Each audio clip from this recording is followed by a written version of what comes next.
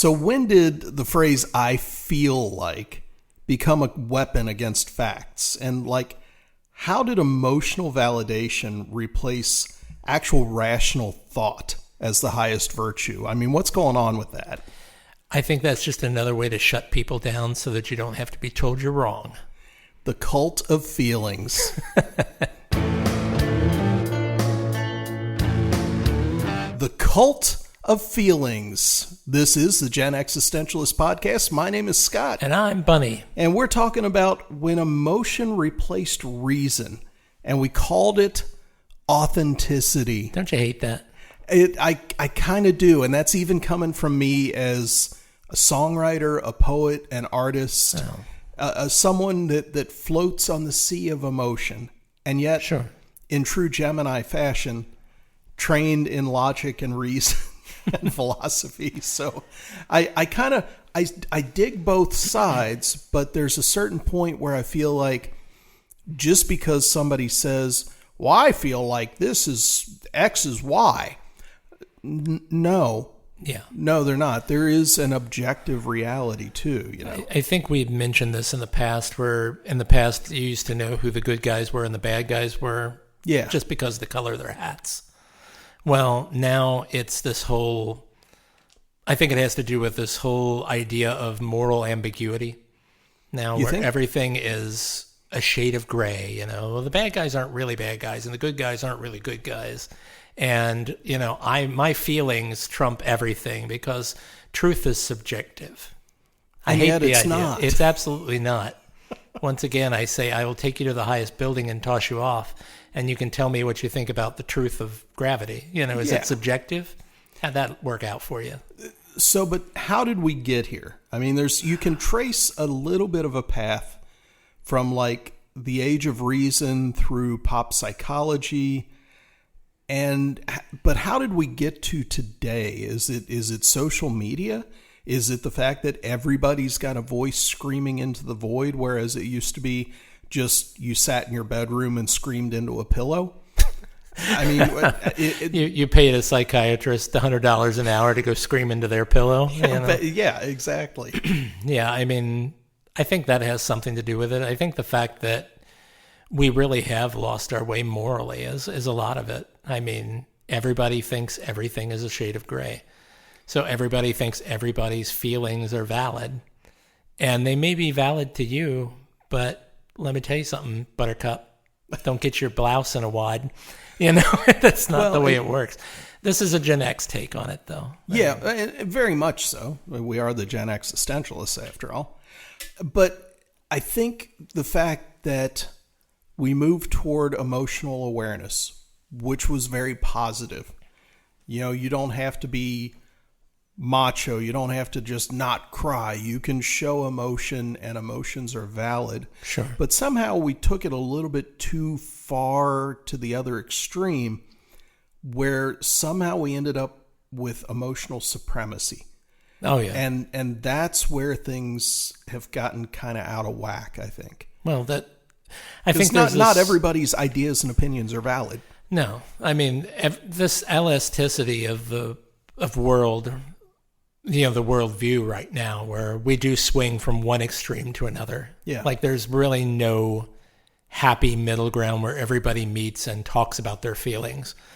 I've had discussions with people where you start to bring up a point, and when they realize that they're being boxed into a corner and maybe their argument isn't as ironclad as they thought it was, yeah, they immediately throw their hands up and they use the term like, well, that's just my feelings, or that's my truth, or they just throw up their hands and walk away and they don't want to talk about it anymore because it's like a cross to a vampire.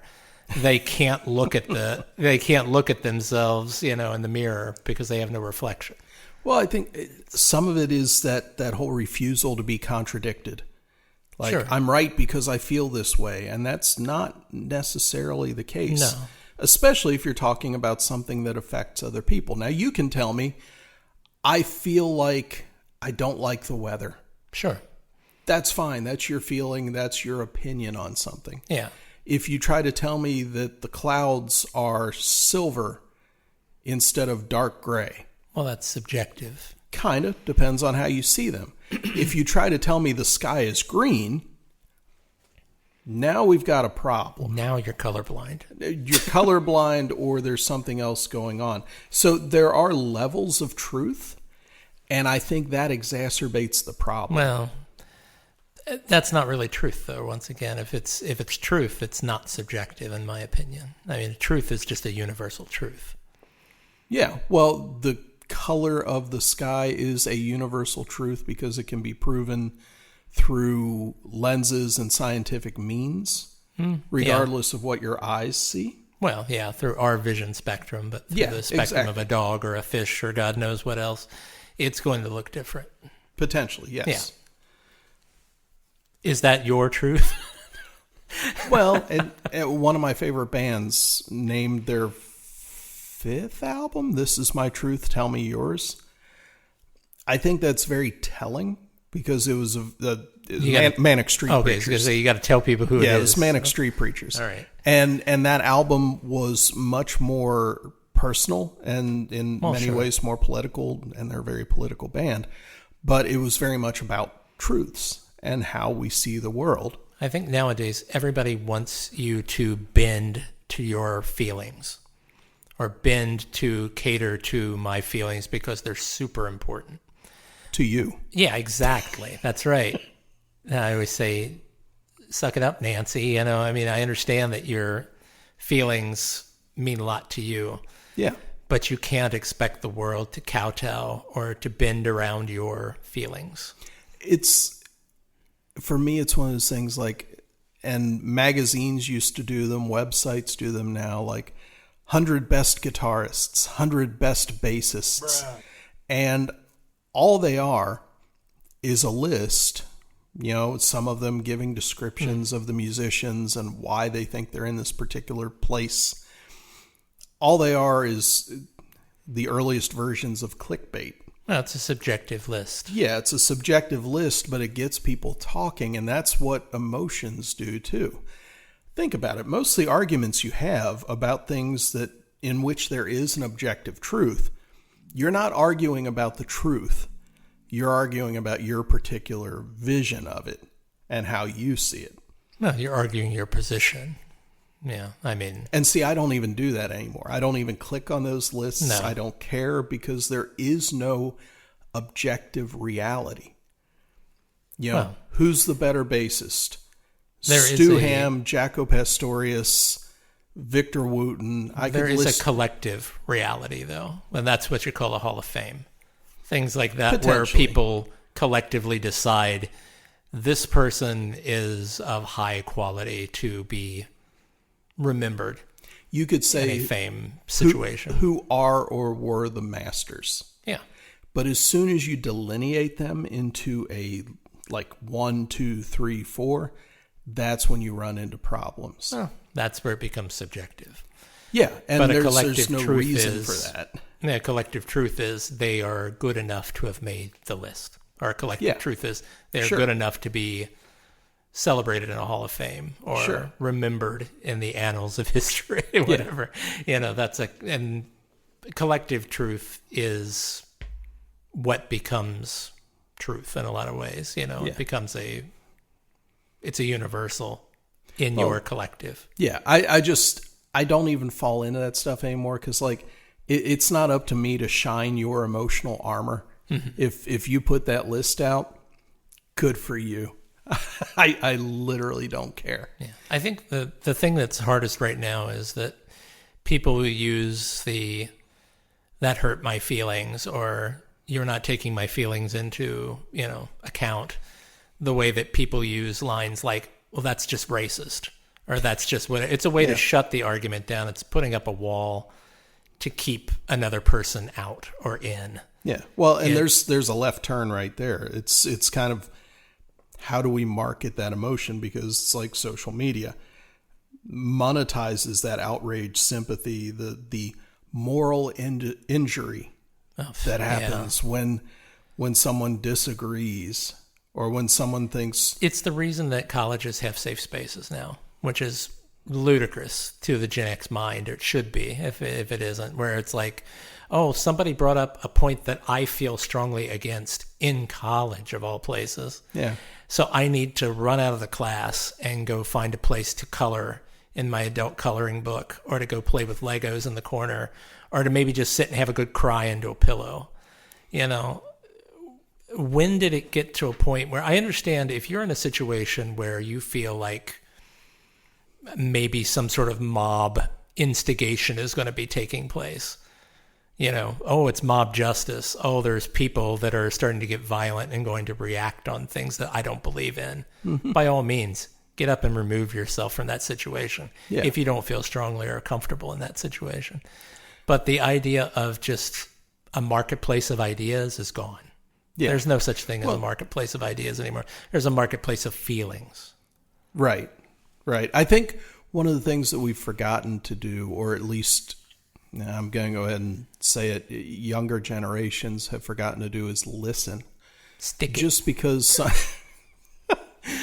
because someone contradicts you or has a differing opinion or a slightly different view of a particular thing doesn't necessarily mean they're wrong, doesn't necessarily mean what they're saying is invalid. And the thing that you need to do is listen. Even if you end up completely disagreeing with what you're hearing, listening is the biggest part of communication. Listening is the thing that people tend to forget to do, because we are all just screaming into the void. Yeah. And if all you can hear is your own voice, you're doing it wrong. Well, the internet market economy is all about output. Yeah, and see, that's everybody is putting out output.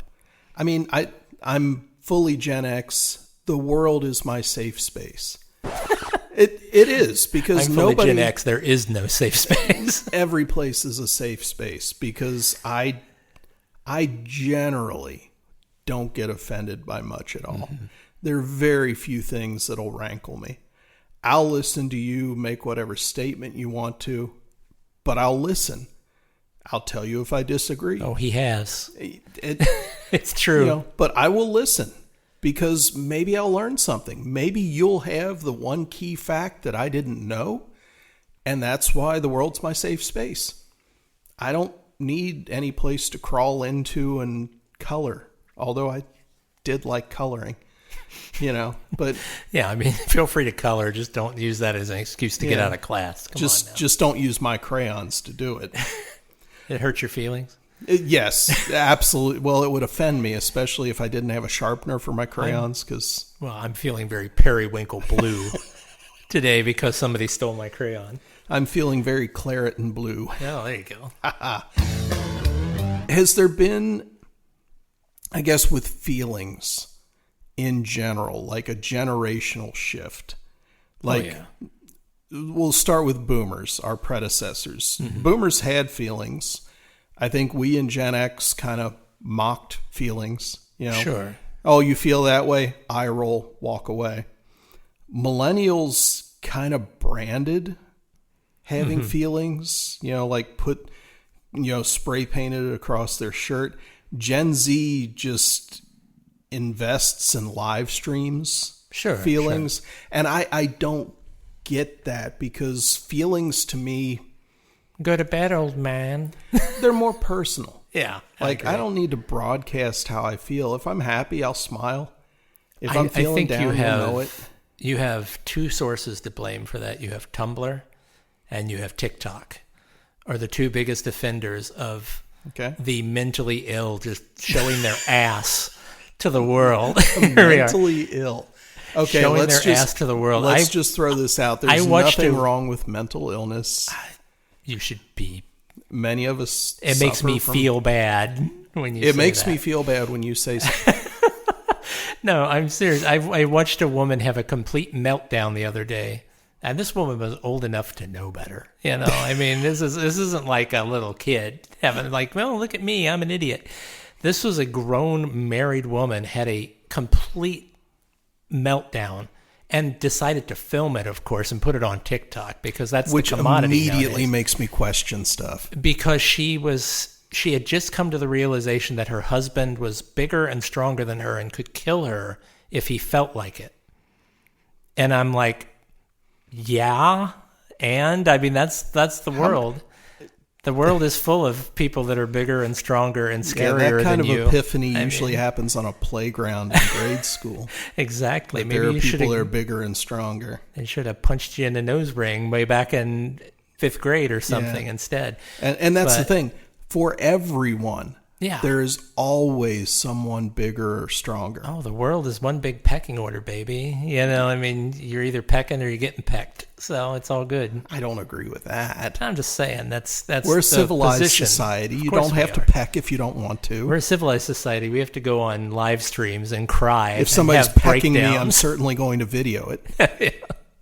But I mean, it's like I see that a lot on there where people they're in their cars and they're screaming and they're pounding on the steering wheel or they're crying about stuff. See, I see that in videos of like Karens getting their just desserts and stuff like that. I watched another video not long ago with a Starbucks employee who was crying because he had to work 8-hour shift.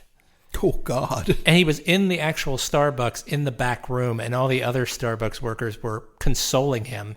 And he was on the floor having a sobbing fit because he just can't take it. I have to work all 8 hours. It's terrible. And they're filming this, and they're putting this out for consumption. Were they putting it out as humor? I would assume they were putting it out for feels, because I'm getting my cred, you know, for like, oh, look what a sensitive soul this is. I mocked it personally. Well, yeah. I find it humorous, and I think it deserves derision. Yeah, that kind of thing. I agree. But I mean, this is the kind of stuff that floods TikTok, or it's people like doing dances while they're crying and stuff. It makes no sense to me. Your world, I don't know, confuses and enrages me. My favorite TikTok videos right now are the ones of people working like a cash register at a restaurant or like a fast food place, and somebody comes in and they're obviously staged. Sure. But they're still wonderful, because if you ever worked at a fast food place or something like that, you know this pain. Customer comes in, hey, I know you guys close at 10, it's 9:58, but can I still order something? The person behind the counter is like, yeah, you sure can. And you hear the person in the back, ah! Yeah. And the person starts ordering, and with everything that they name off, the person in the back starts throwing stuff. And okay. It's just wonderful because it reminds me of those days. See, now there is a lot of that. You bring that up, and there's a lot of this, especially with AI now, too, is you have a lot of this staged outrage.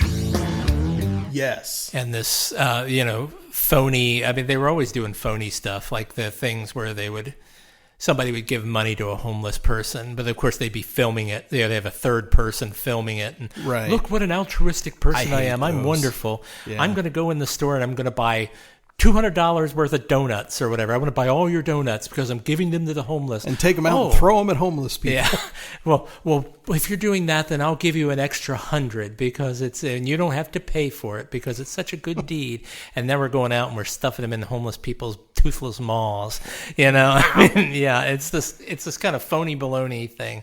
And now it's gone to the extreme where it's that, like you said, this fake sort of, this funny outrage stuff, or, here's a fight that's real, you know, and it's not really real, obviously. It's staged. If you're going to stage something for me, it better be humorous. Yeah. If it's like giving away donuts and stuff, I'm just not interested. Sorry to be so cold and callous and not care about your feelings when it came to that kind of stuff. But yeah, it's really I find the whole thing, it's very strange. It's like there's no shared reality anymore. The shared reality is all fantasy. Wasn't it always? I don't think so. Well, I mean, let's talk about just being real. Is curating vulnerability a means of engagement? Of course. Is it true? No. Like staging those videos. How much of that is true? I mean, the food did go to homeless people. Sure. So you have to take that as a positive. Mm-hmm. Did it need to be shot on video and put on TikTok? Why don't we just make a touring circus and get a bunch of hobos as the animal acts and have them dance around for free donuts and booze?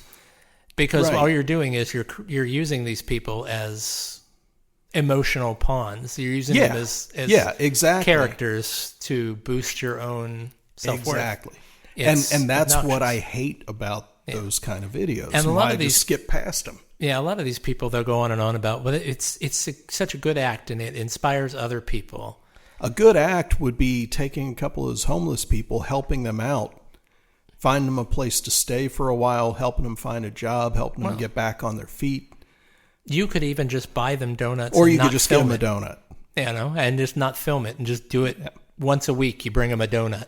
But see, now if I'm walking through downtown Cincinnati and I decide to give a homeless person a couple bucks as I pass by, should I shoot video of it? We could use some more viewers. So you may want to monetize that.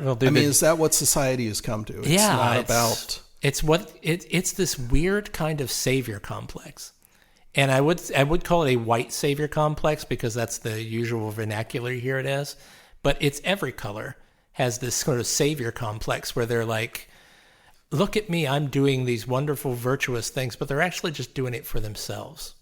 It's completely self-aggrandizing, and it's this way of people have such an incredible hole inside them anymore. It's bizarre. It's a hasty generalization. Just like a donut. Although I am holy. Like a homeless donut. Like a holy homeless donut. Yeah. We're all just holy homeless donuts. Just rolling down the gutter. So that'll be the subtitle for this episode, the Holy Homeless Donuts. But, they're constantly trying to fill it with something. So they're either filling it with virtue, or they're filling it with outrage, or they're filling it with So is the outrage like cancel culture? Yeah, it's the outrage is like the people who are, doing things to outrage other people, like they're being so outlandishly vile or vocal or annoying. Yeah. That's like, no, I'm this is my truth. This is my virtue. This is who I am, damn it. It's dumb. The whole thing's dumb. It's all just a desperate need for dopamine. It all comes down to that chemical high, baby. And I think that's the key, because here's the thing. If you go on any of those sites, TikTok, anything like that, Instagram, any of this stuff, if you gauge what you're fed on your algorithm, you should be able to find a pattern. And there are videos and papers out there about this. And the algorithm should take you on an emotional trip. You'll see something sad, followed by something very happy, followed by, can you guess? Mm-hmm. An advertisement. Of course. For something. And those patterns show up a lot.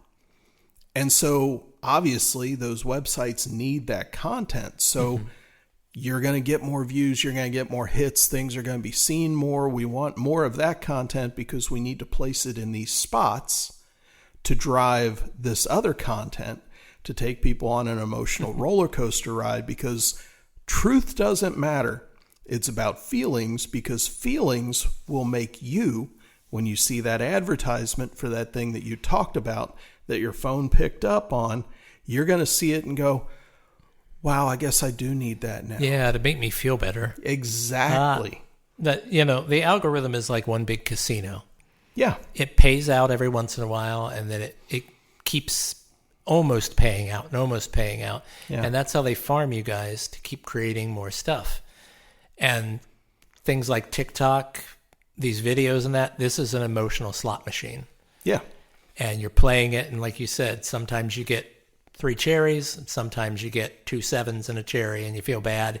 And then they give you a little bit of ad, and then they give you a little dopamine drip, and you win a couple of quarters, and you put more quarters in, and you realize that you're the product, right? You're the one creating stuff. Look at us. We're creating stuff. Yeah, we're creating stuff. We're creating stuff for other people. We're trying to raise the level intellectually. Oh, yeah, that's what everybody feels. Well, that's what everybody says.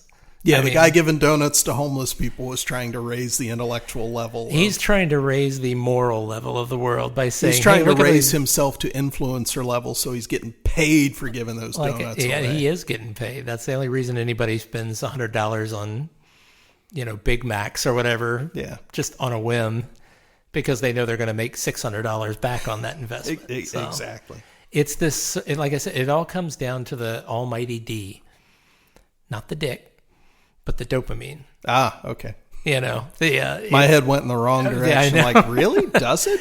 Yeah, it's that dopamine drip. Yeah. It makes people feel good. It makes people feel something. And it scares me that there may be generations out there who are raised on this vast wasteland of nothing. So they don't feel anything unless they're getting dripped. Yeah. Well, that dopamine. Let's shift and come at it from the Gen X perspective. So our generation, I think, valued understatement and privacy, like feel, but we don't need to broadcast. And that's why I love music and writing so much. That's how I get my emotional output out into the open. Even if nobody reads a particular poem, even if nobody listens to Tuna Phrase, my other podcast, I've still gotten that emotion out. And I think younger generations would probably look at us and say, where we consider ourselves to have restraint, I think they would potentially consider us repressed. I don't know if they'd consider us repressed, but I think they consider us behind the eight ball. We're not riding the wave, shall we say. Yeah. That we should be. Like, we're missing opportunities. I mean, look at all this untapped Gen X, viewership out there that still exists on old people platforms like Facebook and stuff. We're not old. Well, that's what the younger people think, that only grandmas and grandpas are on Facebook still. So look at all that untapped space. Look at all those boomers, aka Gen Xers, that are on TikTok, trying to do the dance that all the kids are doing. Separate from Gen Xers. I know. I'm playing devil's advocate here. I think they would think that. And what do you think if Gen X had the capability that Gen Alpha has now? Like, if we grew up in a world where we could be YouTubers and broadcast and stuff when we were kids, do you think? I think when you think about it, like, consider when YouTube started. Who were the first YouTubers? It was probably Gen the Gen Xers. Xers. Yeah. So we set the stage for a lot of this stuff, the way social media works. You're saying it's all our fault. I'm saying a lot of it is our fucking fault. It hurts my feelings. Yeah. Well, we started it and then we let loose of the reins. And I think younger generations, because they are more in touch with the emotional aspect of life, it comes out in their posts and it comes out in the things that you see and you hear. Sure. And I don't necessarily think that's a bad thing. I think through our conversation today, the bad thing is when the algorithm gets a hold of it, when the hooks get into it and it's monetized. I don't have any problem with somebody showing their emotion. I think it's healthy, it's good. When you are simply and just an emotional creature, when you have no logic behind it too, when you're not willing to listen to other points of view, when you get offended when someone doesn't agree with you. Have you seen TikTok? Yeah, I have. I mean, and that's when things are out of phase with reality. Sure. I think emotion, anybody's emotion, here comes the stoicism for the day. Any emotion has to be grounded in reality. I'm having this emotion. Why? Well, everything comes down to why. That's a very logical viewpoint. Yeah. And I think a lot of people out here, their reality is fantasy.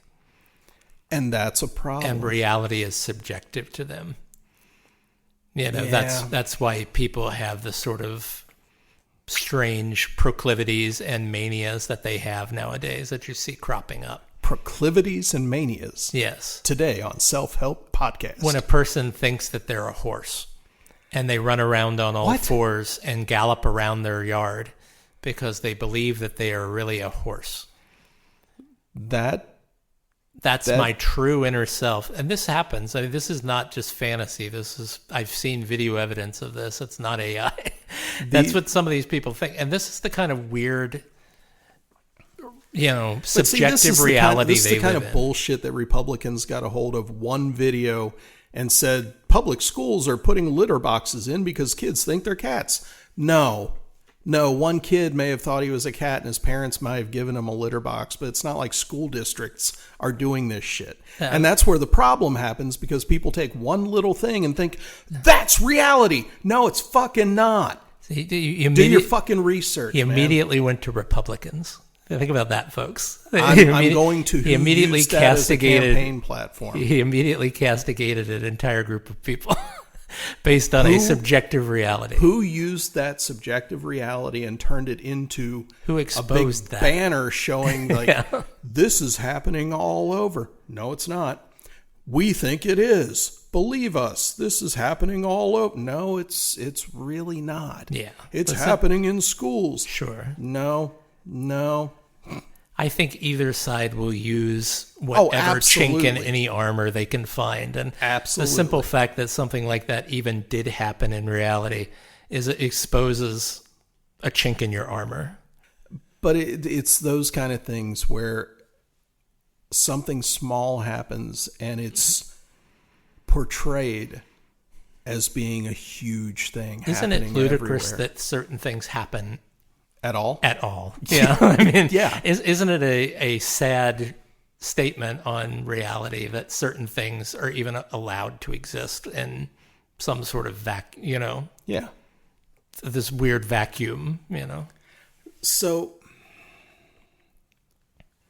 I mean, like, that's the cult of feelings that we're talking about. The fact that something so outlandishly goofy can be taken seriously could have even crossed the desk of someone, that it could have even became reality in one tiny instance. Yeah. That's the cult of feelings. We don't want to hurt the person's feelings. They really feel they're a cat. They really feel they're a horse. They really feel they're an attack helicopter. They feel they're something bizarre. Wait a minute. So attack helicopters are an option? That's just a joke. Yeah. If that's an option, then I'm feeling like an attack helicopter. Yeah, but I mean, it's. But I mean, from a Gen X perspective, every one of those that you just mentioned, that's not news. That's not something that should be posted on social media. That's an entry in the DSM. That's what that is. And what is the DSM for everybody to know? The book of psychological disturbances and illnesses. As a Gen Xer, I would agree. I'm sure younger generations will castigate you for even assuming that their feelings are mental illness. Are you going to put gays back in the DSM? Or are you going to put, blah, blah, blah? That's it's a the same completely thing. different thing. No, that's the argument that I hear used for a lot of that. Is like, well, the people used to think gay was a mental illness, so what's to say and we came this back around. isn't and you know what? A real thing. That's true. In another 30 or 40 years, maybe we will find that I will be associating blissfully dead in another 30 or 40 years. Associating with other animal types is perfectly normal. Yeah. But we're talking about completely different things, too. We're talking about sexual orientation and gender versus feeling like you are a completely different organism. Mm-hmm. There's a big canyon between those two things. I would One's agree with you. One's perfectly valid and true and fine. I would agree. The other one, thinking that you are a cat or a horse, and don't get me wrong, I'd love to be a house cat. I've had cats my entire life. We've got 5 cats now. Nobody wants to be a cat more than me. Ugh.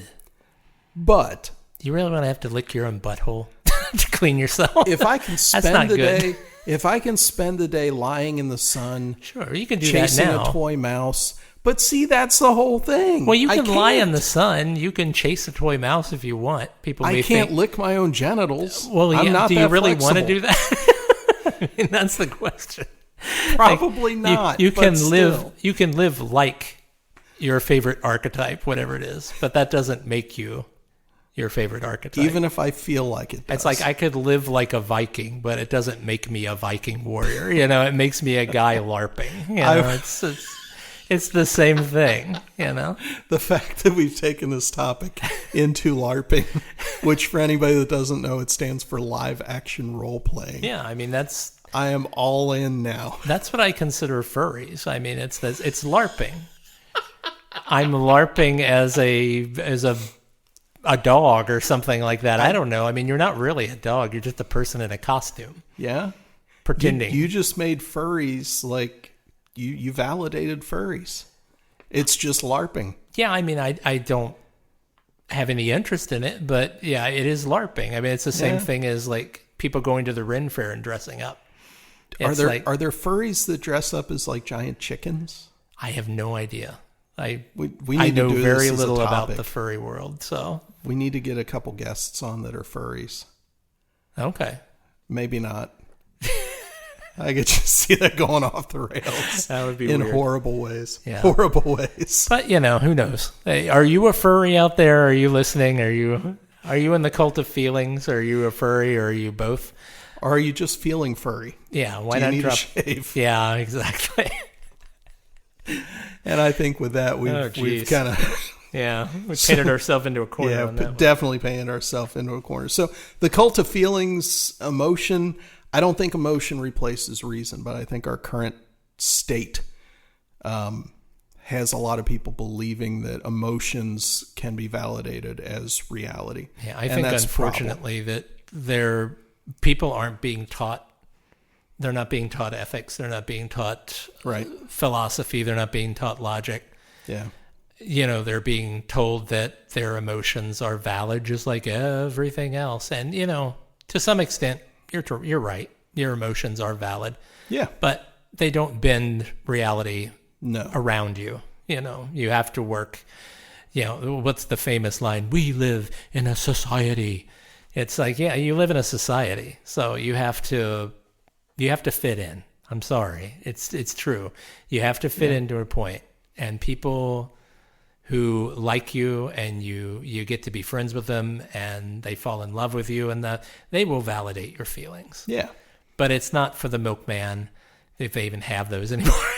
It's not for the mail person or the fire person or the guy next door to validate your feelings. You can't expect the world to bend around you. Or anyone else online. Exactly. Be prepared. If you post something that people don't agree with, you're going to get flamed for it. I'm sure we'll hear about it for our bad talk about furries. There was no bad talk. They're just LARPers, man. There's nothing wrong with that. It's not LARPing, it's a lifestyle, man. I don't know. And who knows? But that's their feeling and that's their reality. Yeah. And I am perfectly fine with them feeling that way. I don't know. Subjective realities scare me. Yeah, well, I'll live in my objectivity. And on that note, we will wrap up this edition of the Gen Existentialists. Until next time, hope you have a great one. My name is Scott. And I'm Bunny. Catch you next time.